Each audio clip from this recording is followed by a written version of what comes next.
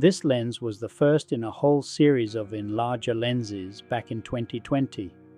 My only option then was to 3D print small discs with a hole in them that would then represent a certain aperture opening. It worked. It was special to apply such a primitive solution as the absolute basis of photography on digital.